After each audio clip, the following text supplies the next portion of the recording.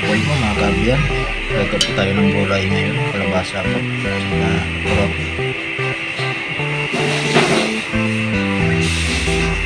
Talbos kamote po.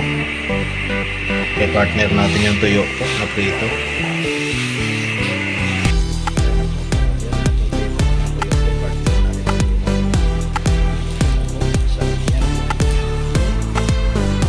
Magandang hapon po mga kaabyan, kamusta na po kayo?